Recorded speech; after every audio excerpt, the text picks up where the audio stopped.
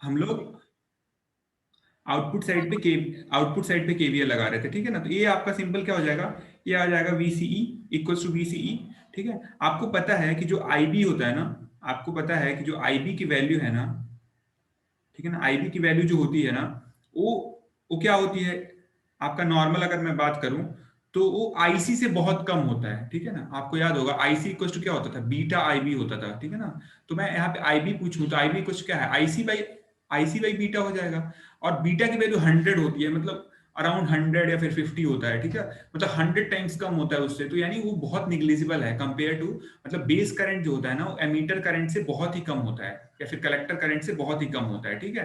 तो अगर मेरे पास कहीं पे अगर ये दोनों लिखा हुआ है आईसी प्लस आईबी, तो मैं इसको ना क्या कर सकता हूं, यहाँ पे वेट, यहाँ पे आईबी जो है आपका, आईबी क्या है, बहुत कम होता है किससे, आईसी से कम होता है। तो मैं क्या कर सकता हूं, जहां पे आईसी प्लस आईबी है ना, उसको आईसी भी अप्रोक्सीमेट कर सकता हूं। तो ये आपका वीसीई की वैल्यू क्या आ जाएगी, यहाँ से वीसी की वैल्यू आ जाएगी VCC minus IC times RC आ जाएगी, ठीक है ना। तो VCC minus IC times RC आ जाएगा, ठीक है ना, ये वाला चीज। अब देखो इस चीज को मैं, ये जो है, इस चीज को मैं इसमें प्लग कर दूं इस वाले में, ठीक है। तो क्या आ जाएगा, देखो आईबी इक्वल क्या आ जाएगा, आईबी इक्वल आ जाएगा, देखो वीसीसी माइनस आईसीआरसी, ये जो वीसीसी है माइनस आईसीआरसी, इसको मैं क्या लिख सकता हूँ, सिंपल वीसीई लिख सकता हूँ। VCE minus VBE divided by कितना हो जाएगा, आरसी प्लस आरबी, ठीक है। ठीक है, ये आपका बेस करंट आ गया एक्चुअल में। अगर मतलब ये ऊपर वाला है ना, ये जो बेस करंट है, ये वाला जो बेस करंट है, वो आपका मतलब एकदम मतलब एक्यूरेट बेस करंट है। ये जो है आपका बेस करंट, ये अप्रोक्सीमेटेड है, ठीक है ना, अप्रोक्सीमेटेड, मतलब हमने अप्रोक्सीमेशन लिया है, ठीक है ना। अप्रोक्सीमेशन कौन सा लिया था हमने, आईबी लेस देन आईसी, ठीक है ना, तब ये आया है हमारा, ठीक है। तो आपको पता है यहाँ पे वीबीई की वैल्यू तो पता ही होती है, ठीक है ना। वीबीई क्या होता है आपका, जो वीबीई है, वीबीई क्या होता है, 0.7 वोल्ट होता है सिलिकॉन के केस में, और 0.3 होता है जर्मेनियम के केस में, ठीक है। और वीसी आपका ऑपरेटिंग पॉइंट ही है, और आरसी आरबी आपके रेजिस्टेंसेस होंगे, वहां से आप बेस करंट निकाल सकते हो, ठीक है। अब जब बेस करंट निकल जाएगा तो आपका कलेक्टर करंट निकल जाएगा बीटा टाइम्स आईबी करके, ठीक है। अब देखो एक चीज ध्यान से, अगर मैं अगर मैं इस पूरे सर्किट में, देखो ध्यान से, बहुत इंटरेस्टिंग चीज, अगर मैं सपोज करें इस सर्किट में मैं टेम्परेचर बढ़ा दूं, ठीक है, टेम्परेचर को क्या किया मैंने, बढ़ा दिया। तो टेम्परेचर बढ़ाया तो क्या बढ़ गया, आई सी बी ओ, मतलब लीकेज करंट बढ़ गया।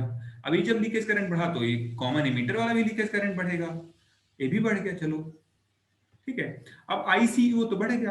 अब जब आईसीईओ बढ़ा, ठीक है, आईसीईओ बढ़ गया तो क्या होगा, आईसी बढ़ जाएगा, ठीक है ना। क्या बढ़ जाएगा आपका, कलेक्टर करंट बढ़ जाएगा, क्यों, क्योंकि आपको याद है collector current equals to beta times base current plus ICEO, ठीक है ना।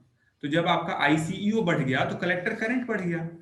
लेकिन अब देखो चीज, जैसे ही कलेक्टर करंट बढ़ा, देखो इस वाले इक्वेशन को ध्यान से देखो, ये वाला इक्वेशन देखो, ठीक है। इसमें देखो, इसमें जैसे ही आईसी बढ़ा, वीसीई की वैल्यू क्या हो जाएगी, जैसे ही आईसी बढ़ा, वीसीई की वैल्यू क्या हो जाएगी बताओ, वीसी की वैल्यू कम हो जाएगी।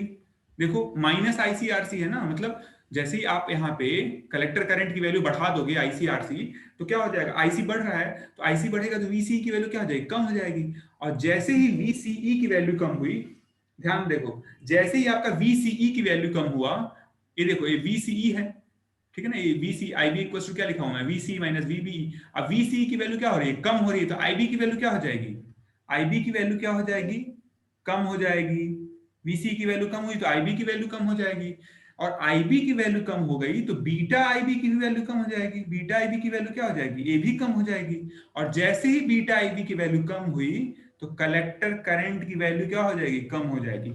मतलब हो क्या रहा है, देखो हो ये रहा है कि जैसे टेम्परेचर इंक्रीज होना स्टार्ट हुआ, ठीक है, टेम्परेचर इंक्रीज हुआ तो लीकेज करंट बढ़ा, जब लीकेज करंट बढ़ता है तो कलेक्टर करंट बढ़ने की कोशिश करता है।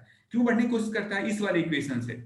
लेकिन जैसे ही कलेक्टर करंट बढ़ने की कोशिश करता है, जैसे बढ़ता है वैसे क्या होगा, ये जो VCE है वो क्या हुआ है, ये देखो ऊपर वाला इक्वेशन, यहां से ये जो VCE है, इक्वेशन है VCE, ये क्या होगा, घट जाएगा। अब जैसे ही VCE घटेगा, ये देखो VCE कम हो गया यहाँ पे, तो IB घट गया।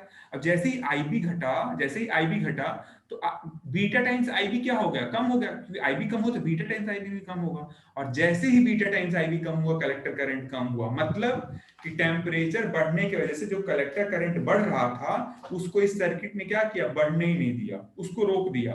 वो बढ़ने की कोशिश तो कर रहा था, लेकिन उसने बढ़ने नहीं दिया। मतलब क्या होगा कि इस पूरे सर्किट में थर्मल रन अवे वाला प्रॉब्लम नहीं आएगा। और इसमें मतलब टेम्परेचर अगर आप बढ़ाओगे ना, तब भी कलेक्टर करंट नहीं बढ़ेगा, मतलब ऑपरेटिंग पॉइंट इधर उधर नहीं भागेगा। जैसे मतलब मान लो, वेट, कंट्रोल जेड, क्या कर दिया मैं, रुक जाओ।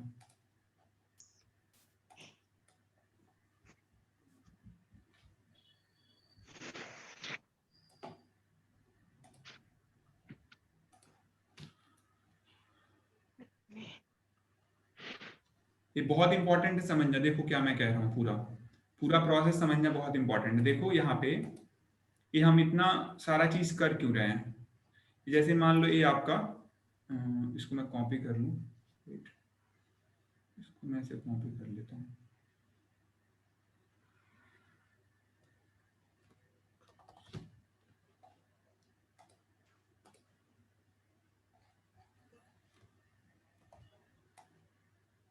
ठीक है, ये मान लो जैसे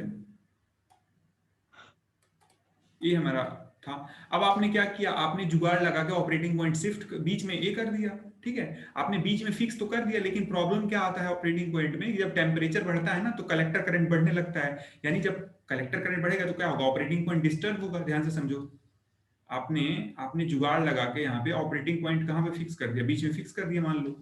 लेकिन प्रॉब्लम क्या आती है, प्रॉब्लम ये आती है, जैसे ही आपका कलेक्टर, जैसे ही क्या करते हो कि टेम्परेचर जब बढ़ता था, तो क्या होता था, ऑपरेटिंग पॉइंट इधर उधर भागता था, नहीं तो ऊपर जाएगा, नहीं तो नीचे आएगा, डिपेंडिंग अपॉन की क्या हो रहा है। नॉर्मली ऊपर की तरफ जाता है सैचुरेशन रीजन में। ठीक है, तो उसी चीज को आपको रोकना है। तो जब हम पहले वाला सर्किट ये कर रहे थे, उसमें हम नहीं रोक पा रहे थे, क्योंकि कलेक्टर करंट सीधे सीधे डिपेंडेंट था टेम्परेचर पे।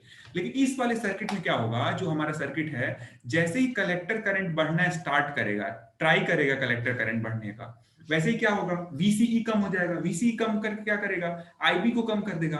IB को कम करके क्या होगा, बीटा टाइम्स IB कम हो जाएगा। और बीटा टाइम्स IB ही तो IC है, मतलब IC कम हो जाएगा। मतलब अगर ट्राई भी करेगा बढ़ने को, मतलब ये जो ऑपरेटिंग पॉइंट इधर भागने की कोशिश भी करेगा ना इधर, तब भी वो रोक, मतलब ये सर्किट का अरेंजमेंट ऐसा है कि वो रोक देगा। और इधर भागने की कोशिश क्यों कर रहा था ऑपरेटिंग पॉइंट, इसलिए कर रहा था क्योंकि टेम्परेचर चेंज हो रहा था, बढ़ रहा था। ठीक है ना, तो इसलिए ये जो आपका बायसिंग है, ये टेम्परेचर चेंज को कंपेंसेट कर देता है, मतलब इसमें टेम्परेचर चेंज का इफेक्ट नहीं पड़ता है। लेकिन इससे पहले वाले बायसिंग स्कीम में क्या होता है, टेम्परेचर चेंज का इफेक्ट पड़ता है इसमें। जैसे ही टेम्परेचर चेंज हो रहा था, ये ऑपरेटिंग पॉइंट कहाँ भाग जाएगा, देखो कलेक्टर करंट बढ़ जाएगा। ठीक है ना, ये बढ़ता रहेगा बढ़ता रहेगा। ये कलेक्टर करंट पहले पहले यहाँ गया, फिर यहाँ गया, फिर यहाँ गया। एक टाइम ऐसा आएगा ये तुम्हारा सैचुरेट कर देगा, मतलब सैचुरेशन रीजन में चला जाएगा ट्रांजिस्टर ही। अच्छा, सैचुरेशन रीजन में चला गया तो आपका वो एम्पलीफायर रहा ही नहीं। ठीक है ना, तो इस चीज को आपको ध्यान में रखना है। मतलब आप ये ऐसा एम्पलीफायर वहां लगाओगे, वहां यूज करोगे जहां पे टेम्परेचर वेरिएशन बहुत कम हो। ठीक है ना, रीजनेबल हो, वहीं पे लगाओगे। लेकिन ये वाला जो सर्किट है ना, देखो आपने बस थोड़ा सा जुगाड़ लगाया है। ठीक है ना, तो इंजीनियरिंग का यही आपका क्वालिटी होता है। जैसे आपने थोड़ा सा जुगाड़ लगाया, तो उससे क्या हुआ कि आपका ऑपरेटिंग पॉइंट भागने की कोशिश भी कर रहा था किधर की तरफ, सैचुरेशन रीजन की तरफ, लेकिन इसने रोक दिया। ठीक है ना, तो ये भागेगा नहीं अल्टीमेटली। ठीक है, तो ये आपका है कौन सा बायस हो गया, कलेक्टर टू बेस बायस। लेकिन एक इसमें प्रॉब्लम आती है, इसमें प्रॉब्लम ये आती है ना कलेक्टर टू बेस बायस में, कि ना जैसे आपका आईसी है ना, आईसी आपको याद है, आईसी कुछ क्या होता है, बीटा टाइम्स आईबी। ठीक है ना, अब बीटा है, आईबी आईबी कितना आया था हमारा, देखो आईबी ऊपर हमने निकाला था, VCE minus VBE divided by RC plus RC RB plus RC plus RB. RB ठीक है, मतलब क्या है, एक चीज ध्यान से देखो, हमारा आईसी अगर टेम्परेचर बढ़ेगा तब तो नहीं चेंज हो रहा था, समझ में आ गया आपको। जब टेम्परेचर आपका इंक्रीज हो रहा है तब आईसी नहीं बढ़ रहा है, एक ऐसा सिस्टम है। लेकिन यहाँ पे अगर सपोज करो बीटा चेंज हो गया, तो आईसी बढ़ेगा कि नहीं बढ़ेगा, बढ़ेगा। प्रॉब्लम यही है, मतलब ये जो आपका सर्किट है वो टेम्परेचर वेरिएशन को तो झेल ले रहा है, लेकिन बीटा वेरिएशन में ये सर्किट इफेक्टिव नहीं है। टेम्परेचर के लिए तो अच्छा है, टेम्परेचर वेरिएशन के लिए, लेकिन बीटा अगर चेंज होगा तो ये सर्किट इफेक्टिव नहीं है। तो इसके लिए हम कुछ और जुगाड़ करेंगे, ठीक है ना। ठीक है, बीटा अगर हमारा इफेक्टिव नहीं है तो इसके लिए हम कुछ और जुगाड़ करेंगे। अब देखो इसको मैं एक और टेक्निक, कई सारे टेक्निक होते हैं ना बायसिंग के, तो एक हम लोग वेट, इसको तो हम बाद में करेंगे। एक हम लोग टेक्निक देखते हैं, biasing with emitter resistor. Biasing with emitter resistor, ठीक है। अब इसमें देखो क्या होगा, जो हमारा नॉर्मल फिक्स बायस था, आपको याद होगा फिक्स बायस में क्या करते थे, सिंपल बायसिंग स्कीम था ऐसे, ये फिक्स बायस वाला था ऐसे करके, जो सबसे हमने सिंपलेस्ट वाला देखा था ऐसे करके, ठीक है। यहाँ पे आप वोल्टेज लगा दो VCC, ठीक है। इसी में मैं अगर एमीटर में एक रेजिस्टेंस लगा दूं ऐसे, ठीक है ना, एमीटर में मैंने रेजिस्टेंस लगा दिया, तो ये आपका है RC, ये हो गया RE, और ये आपका क्या है बेस में रेजिस्टेंस RB, ठीक है ना। तो इस पूरे कॉन्फ़िगरेशन को हम लोग बोलते हैं बायसिंग विद एमीटर रजिस्टर, ठीक है। अब देखो मैं इसके नामकरण कर देता हूँ सबका। ये आपका जो करंट है, RB में कौन सा करंट होगा, फ्लो IB होगा। RC में कौन सा करंट होगा, IC होगा। RE में कौन सा करंट फ्लो होगा, IE होगा, ठीक है। ये जो पॉइंट होगा, ए पॉइंट और ए पॉइंट, इनके बीच का वोल्टेज क्या हो जाएगा, VCE हो जाएगा, ए वाला कलेक्टर और एमीटर का वोल्टेज, ठीक है। और देखो इन दो पॉइंट्स के बीच का वोल्टेज क्या हो जाएगा, VBE हो जाएगा, ठीक है। इतना हो गया। अब देखो मैं यहाँ पे फिर एनालिसिस पे आता हूँ, कैसे करूंगा, ठीक है। तो मैं पहले आउटर की बात कर लेता हूँ, ठीक है ना। मैं पहले आउटर की बात करता हूँ, मतलब आउटर में मैं KVL लगा दूं, KVL, आउटर का मतलब इधर इस साइड में ऐसे मैं KVL लगा दूं, ठीक है। तो क्या होगा देखो, सबसे पहले याद होगा मैंने VCC बताया था। VCC का मतलब क्या है, जैसे VCC आए आप ऐसे एज्यूम करोगे इसको, एक ग्राउंड एक पॉइंट होगा और ए प्लस ए माइनस ए VCC, ऐसे जो प्लस VCC मैंने ऐसे लिखा है ना, इसको आप ऐसे एज्यूम करोगे। तो अगर आप जाओगे KVL लगाने के लिए तो आप ऐसे जाओगे, तो माइनस से प्लस लिखोगे, माइनस से प्लस में क्या लिखोगे आप, प्लस VCC, ठीक है, प्लस VCC हो गया। अब देखो, अब जहां से करंट एंटर करती है उसको प्लस मानते हैं, जिधर से लीव करते हैं माइनस, तो ऐसे अब माइनस से प्लस को हमने प्लस लिया था, अब प्लस से माइनस को क्या लेंगे हम लोग, माइनस लेंगे, यानी माइनस IB RB, ठीक है। अब देखो अगेन यहां आएंगे तो प्लस से माइनस VBE है, यानी माइनस VBE, ठीक है। लेकिन अब यहाँ पे एमीटर रेजिस्टेंस आ गया मेरे को, तो यहाँ पे भी एक प्लस टर्मिनल है माइनस टर्मिनल, तो क्या हो जाएगा, minus IE RE equal to 0। तो ये हमारा KVL आ गया इससे, ठीक है। अब मैं आपसे बोलूं यहाँ पे कि IB निकालो, तो IB की वैल्यू क्या हो जाएगी, देखो IB इक्वल हो जाएगा VCC माइनस VBE, ठीक है ना, minus IE RE divided by RB, ठीक है ना, यही हो जाएगा। अब मैं मान लो ऐसे एज्यूम कर लूं, एक एजम्पशन ले लूं, एज्यूम कर लूं कि VBE है ना, VBE वो बहुत स्मॉल है, ठीक है ना। VBE में मान लो, वेट, VCC से बहुत स्मॉल है मान लो, तो मैं इसको क्या लिख सकता हूं, इसको अप्रोक्सीमेट कर सकता हूं ना, हटा दूंगा VBE को ही, तो लिख सकता हूं मैं VCC माइनस, माइनस में क्या लिखता हूं, IE RE divided by RB, इतना लिख सकता हूं, ठीक है ना, इतना लिख सकता हूं मैं, ठीक है। मैंने एजम्पशन क्या लिया था, एजम्पशन लिया है कि VBE की वैल्यू क्या है, बहुत कम, एक्चुअल में कम होता भी है। VCC की वैल्यू मान लो 8 वोल्ट है, इसकी वैल्यू 0.7 होगा, सिलिकॉन होगा तो 0.3, तो उसके कंपैरिजन बहुत कम, इसलिए मैंने उसको हटा दिया, VBE को हटा दिया, ठीक है ना, एजम्पशन के बाद, ठीक है। अब एक चीज ध्यान से देखो कि अगर देखो टेम्परेचर, इस सर्किट की बात करें तो टेम्परेचर अगर बढ़ता है, इस सर्किट में हम चलते हैं देखते हैं क्या हो रहा है। अगर मान लो टेम्परेचर बढ़ा, तो टेम्परेचर बढ़ा तो क्या बढ़ेगा, ICBO बढ़ जाएगा, लीकेज करंट बढ़ गया। ए लीकेज करंट बढ़ा तो ICEO भी बढ़ेगा, ICEO बढ़ गया। ICEO बढ़ा तो ICEO बढ़ा तो क्या होगा, IC बढ़ जाएगा, IC बढ़ जाएगा। जब IC बढ़ेगा तो IE भी बढ़ेगा, IE भी बढ़ जाएगा, ठीक है ना। लेकिन जैसे ही IE बढ़ा, देखो ध्यान से, जैसे ही IE बढ़ा, यहाँ पे IE की वैल्यू बढ़ गई मान लो, तो IE की वैल्यू बढ़ जाएगी तो IB क्या होगा, IE की वैल्यू बढ़ गई तो IB की वैल्यू क्या हो जाएगी, कम हो जाएगी। और जैसे ही IB कम हुआ तो बीटा IB भी क्या होगा, कम हो जाएगा। और जब बीटा IB कम हुआ तो IC की वैल्यू कम हो जाएगी।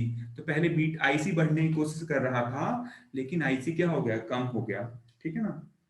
तो इसके वजह से क्या हुआ आपका, इसके वजह से क्या हुआ कि ये जो आपका सर्किट है ना, वो क्या करेगा, जो टेम्परेचर वेरिएशन को झेल ले जाएगा, ठीक है ना। मतलब टेम्परेचर अगर वेरी कराओगे ना तो इसके ऑपरेटिंग पॉइंट में जो भी ऑपरेटिंग पॉइंट है उधर उधर भागेगा नहीं। मतलब ये है कि जैसे मान लो ये आपका, ये मान लो आपका ऐसे है, ठीक है ना। अब ये टेम्परेचर आपने ये किया ना, तो ये टेम्परेचर बढ़ाओगे घटाओगे ना तो इधर ये भागेगा नहीं, वेट, ऑपरेटिंग पॉइंट इधर उधर डिस्टर्ब नहीं होगा, ठीक है, यहाँ नहीं जाएगा, ठीक है ना, ऊपर की तरफ नहीं जाएगा, ठीक है। यानी ये भी सर्किट आपका इस चीज को झेल ले जाएगा। अब आते हैं हम लोग बीटा की बात करते हैं, ध्यान से देखो, बीटा वेरिएशन की बात करते हैं, बीटा वेरिएशन, बीटा वेरिएशन। तो बीटा वेरिएशन में क्या है, देखो अगर मैं बीटा की वैल्यू बढ़ा दूं, क्या करूं, बीटा की वैल्यू बढ़ा दूं, तो बीटा की वैल्यू बढ़ाऊंगा तो क्या होगा, देखो आपको पता है कि आईसी क्या होता है, बीटा टाइम्स आईबी होता है ना। आईसी इक्वल क्या होता है, आईसी इक्वल होता है बीटा टाइम्स आईबी प्लस आईसीईओ, यही होता है ना। अब मैं कह रहा हूं कि मैंने बीटा को बढ़ा दिया, तो जैसे ही बीटा को बढ़ाया, जैसे ही मैंने बीटा को बढ़ाया, आईसी क्या हुआ, बढ़ गया, ठीक है। आईसी बढ़ गया तो क्या बढ़ेगा, आईई बढ़ गया। आईई बढ़ गया, अगर आईई बढ़ गया तो आईबी भी बढ़ गया, सॉरी आईई अगर बढ़ गया हमारा, हाँ, जैसे ही आईई बढ़ा, देखो ध्यान से, आई आई बढ़ा तो आईबी की वैल्यू देखो क्या है, यहाँ पे आईबी कुछ क्या है, वीसीसी माइनस आईई आ रही है। तो जैसे ही आईई बढ़ा आपका, आईबी की वैल्यू क्या हो गई, कम हो गई। यदि आईबी की वैल्यू, हाँ आईबी की वैल्यू अगर कम हो गई तो बीटा टाइम्स आईबी क्या हुआ, कम हो गया। और बीटा टाइम्स आईबी कम हुआ तो यहाँ पे आईसी की वैल्यू कम हो गई। मतलब आईसी की वैल्यू पहले तो बढ़ रही थी, क्यों बढ़ रही थी, बीटा बढ़ाने पे, ठीक है ना। मतलब अगर इस कॉन्फ़िगरेशन में अगर मैं बीटा को बढ़ा भी दूं ना तब भी आईसी नहीं बढ़ेगा। मतलब ये क्या है, ठीक ठीक ठाक, ये भी अच्छा कॉन्फ़िगरेशन है अगर हम कंपेयर करें किससे, जो हमने प्रीवियसली देखा है, ठीक है ना। तो इस बीटा वेरिएशन को भी झेल ले जाता है, ठीक है ना, इस वाला जो आपका हमारा ये कॉन्फ़िगरेशन है बायसिंग एमिटर रजिस्टर, ठीक है। अब इसी का ना एक, इसी वर्जन का ना, इसी चीज का हमारा एक एडवांस है, ठीक है ना, जो हम लोग को पढ़ना है, जो बहुत ही सबके इलेक्ट्रॉनिक्स में तो मतलब सबसे ज्यादा मोस्ट पॉपुलर यही है, ठीक है ना। उसको हम लोग बोलते हैं, ठीक है, यही इसी का बस थोड़ा सा एडवांस वर्जन है, ठीक है ना। इसमें आपको समझ में आ गया कि कैसे आपका बीटा वेरिएशन भी ना, बीटा वेरिएशन को ये झेल ले जाएगा, ठीक है ना। ये जो ये आपका अगर मान लो कि आपने टेम्परेचर वेरिएशन को तो झेल ही ले जा रहा था, मैंने दिखाया टेम्परेचर वेरिएशन वाला है, ठीक है ना, ये वाला चीज टेम्परेचर वेरिएशन वाला है, ठीक है। और ऐसे ही बीटा वेरिएशन वाला भी है, ठीक है ना। तो मतलब दोनों वेरिएशन अगर होगा ना तब भी आपका ऑपरेटिंग पॉइंट फिक्स रहेगा, इधर उधर भागेगा नहीं। ऑपरेटिंग पॉइंट हमेशा फिक्स रखने की जरूरत है। क्यों फिक्स रखना है, क्योंकि अगर आपका ऑपरेटिंग पॉइंट सैचुरेशन रीजन की तरफ चला जाएगा, तो याद है आपको, अगर यही ऑपरेटिंग पॉइंट इधर चला जा रहा था, मैंने 3 केसेस बताए थे, तो अगर इधर जा रहा था तब भी क्लिप हो जा रहा था आउटपुट, नीचे आ रहा था तब भी क्लिप हो जा रहा था आउटपुट। तो इसीलिए अगर मान लो टेम्परेचर वेरी कर रहा है या फिर कोई पैरामीटर वेरी कर रहा है ना, तो आपका बाइसिंग स्कीम ऐसा होना चाहिए कि वो ऑपरेटिंग पॉइंट को वेरी ना करे, मतलब चेंज ना करे, आईसी को और वीसीई की वैल्यू को चेंज ना करे, ठीक है ना। तो इसीलिए हम बाइसिंग करते हैं। तो अब हमारा जो नेक्स्ट बाइसिंग है, जो सबसे इंपॉर्टेंट है आपका, वो है, उसको बोलते हैं वोल्टेज डिवाइडर बायस सर्किट, जो सबसे इंपॉर्टेंट है आपका, most widely used voltage divider, wait, bias circuit. इसको ना हम लोग पोटेंशियल डिवाइडर भी बोलते हैं। वोल्टेज का मतलब पोटेंशियल ही होता है, पोटेंशियल डिवाइडर बाय सर्किट, ठीक है। अभी दिखता कैसे, देखो ये जो होता है ना, ये ऑलमोस्ट बीटा इंडिपेंडेंट होता है, ठीक है ना। ये जो सर्किट है ना, टेम्परेचर वाला तो ठीक है, टेम्परेचर तो होगा ही, ये ऑलमोस्ट बीटा इंडिपेंडेंट होता है। मतलब क्या है, बीटा पे डिपेंड ही नहीं करेगा। मतलब क्या करेगा ये, जैसे मैंने क्या बताया था, जो ट्रांजिस्टर, मान लो एक ट्रांजिस्टर आपने लगाया था वो खराब हो गया, दूसरा मार्केट से लगा के आपने दूसरा रिप्लेस कर दिया, ठीक है ना। तो रिप्लेस करते हो ना, तो क्या होता है, बीटा कुछ ना कुछ थोड़ा बहुत चेंजेस आ जाते हैं बीटा में, तो उसकी वजह से क्या होता है, आपका ऑपरेटिंग पॉइंट इधर उधर खिसक जाता है। लेकिन ये जो बायसिंग सर्किट है इतना मस्त है कि ये अगर मान लो आपने दूसरा भी ट्रांजिस्टर लगाया है ना उसी उसका रेंज का, तब भी ये ना इसको झेल ले जाएगा। मतलब ऐसा नहीं कि वो ऑपरेटिंग पॉइंट को इधर उधर कर देगा। तो इसीलिए ना सबसे one of the most stable way of biasing, मतलब जो ऑपरेटिंग पॉइंट है ना इतना स्टेबल रहेगा कि बीटा के वेरिएशन को भी वो झेल ले जाएगा। टेम्परेचर वेरिएशन को तो झेल ही लेगा, बीटा के वेरिएशन को झेलेगा, ठीक है ना। तो इसका होता कैसे, देखो ये नॉर्मल हमने अभी देखा था वैसे ही है, बस क्या है ना, इसमें एक पोटेंशियल डिवाइडर लग जाता है, वोल्टेज डिवाइडर। आपको याद होगा मैंने बोला था, ये तो इतना तो फिक्स ही है, ये तो रहेगा ही, ठीक है ना, ये तो रहेगा ही, ठीक है ना। ये आपका है आर सी, ये है आपका आर ई, ठीक है ना, इतना। अब हम क्या करते हैं ना, बेस पे ना एक डिवाइडर सर्किट लगाते हैं। आपको पता है वोल्टेज डिवाइड कब होता है, सीरीज रेजिस्टेंस में। वोल्टेज डिवाइड डिवाइड कब होता है, सीरीज जब रेजिस्टेंस होगा। मतलब अगर मैं एक रेजिस्टेंस यहां लगा दूं, एक रेजिस्टेंस यहां लगा दूं, ठीक है ना, और इसी सीरीज में ना एक और रेजिस्टेंस लगा दूं, ठीक है, तो क्या होगा, हमारा वोल्टेज डिवाइड हो जाएगा, ठीक है। और इसी को हम लोग क्या बोलते हैं, वोल्टेज डिवाइडर, R1 R2, ठीक है। इसी इसी कॉन्फ़िगरेशन को हम लोग क्या बोलते हैं, वोल्टेज डिवाइडर बायस सर्किट। ये हमारा है प्लस VCC, ठीक है ना। इसी का नाम क्या है हमारा, इसी का नाम है वोल्टेज डिवाइडर नेटवर्क। इसमें कौन सा है, देखो वोल्टेज डिवाइडर जो R1 R2 है ना, ऐसे R1 R2। आपसे पूछा जाएगा कि वोल्टेज डिवाइडर इसको क्यों बोलते हैं, क्योंकि जो आपका R1 R2 है वो क्या कर रहा है, वोल्टेज को डिवाइड कर रहा है। देखो यहाँ पे R1 को भी VCC मिल रहा है, और ये सीरीज में है, R2 को ऐसे करके मिल रहा है, ऐसे करके। ये हमने इसका इनपुट साइड का बनाया है, ठीक है ना। इसी को हम लोग बोलते हैं वोल्टेज डिवाइडर नेटवर्क, वोल्टेज या फिर पोटेंशियल पोटेंशियल डिवाइडर नेटवर्क, ठीक है ना, इसी को बोलते हैं हम लोग। ओके, अभी बताओ आप लोगों ने थ्योरम्स पढ़ लिया क्या, थेवेनिन्स, नॉर्टन, सुपरपोजिशन, ये सब पढ़ा है, Yes, sir. पढ़ लिया है। हेलो, रे Yes, sir. रेतु Chaurasia,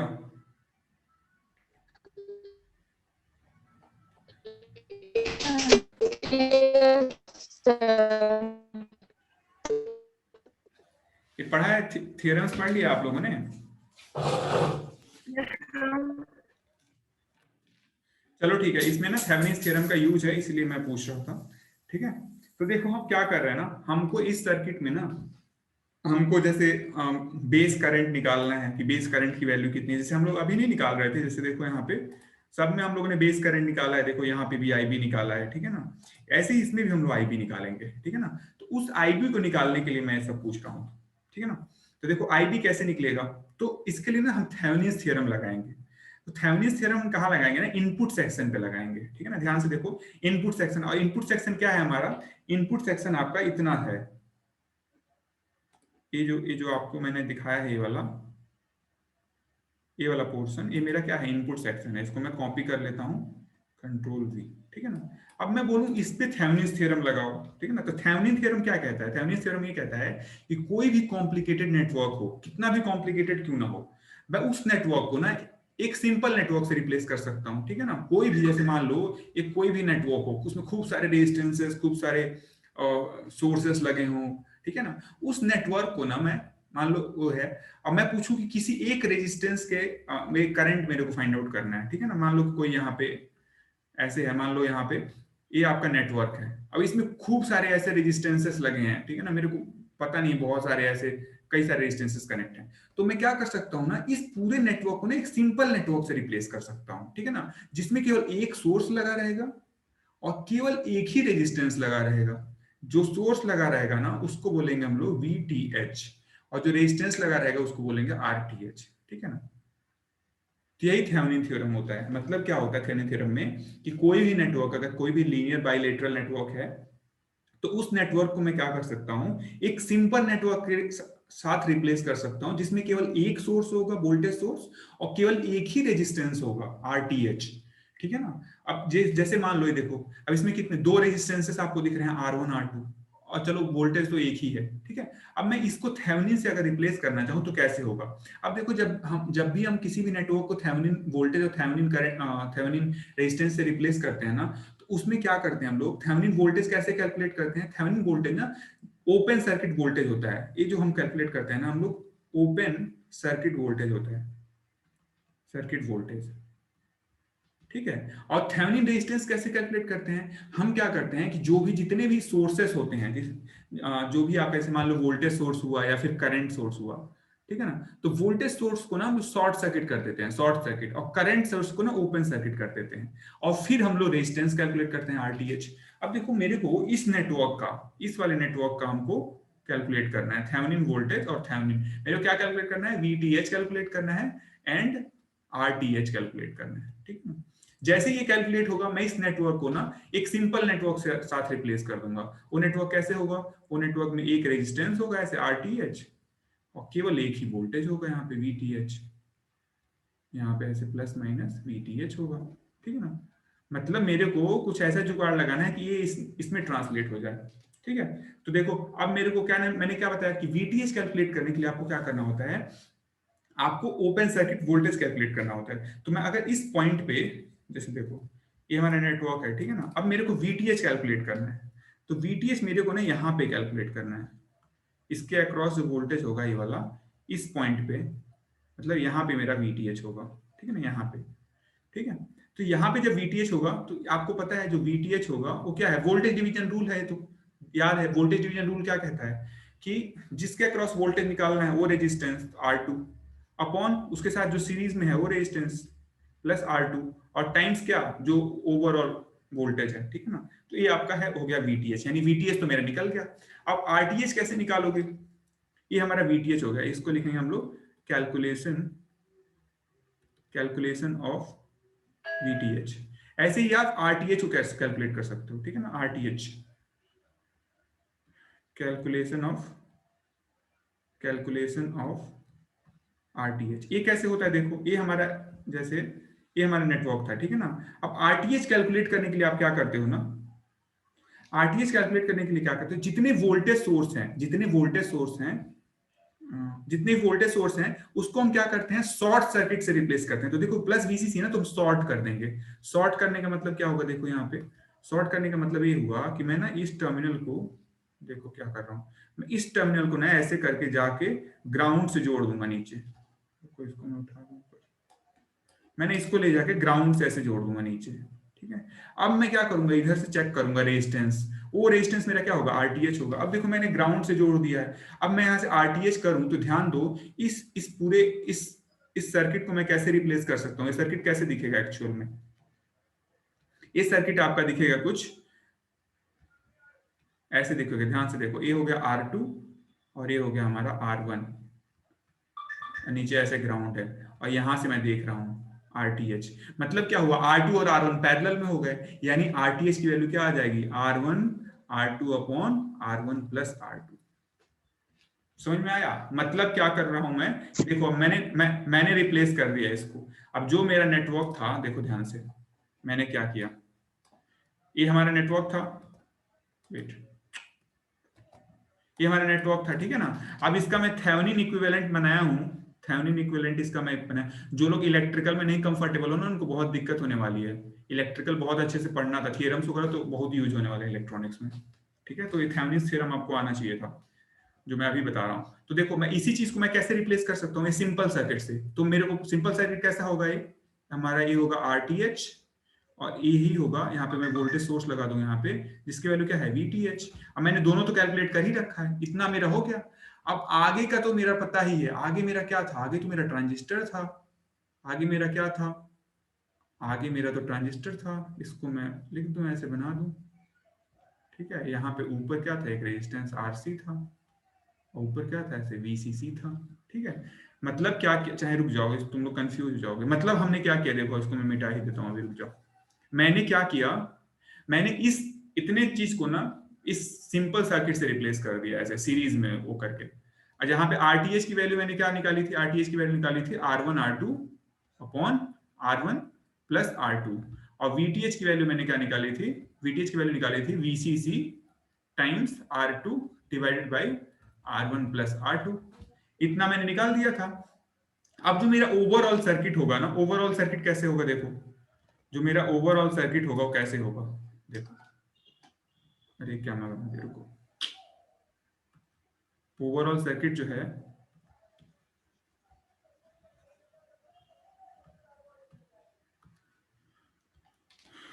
wait,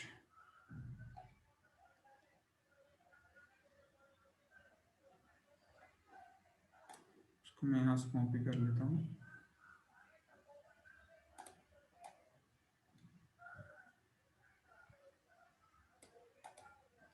control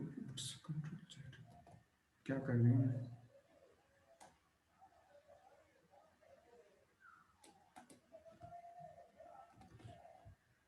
ठीक है। अब देखो मैं ये वाला जो सर्किट है ना, इसमें मैं इनपुट सेक्शन को ना मैं अब पूरा रिप्लेस कर दे रहा हूँ, देखो कंट्रोल V। अब जो इसका इनपुट सेक्शन होगा,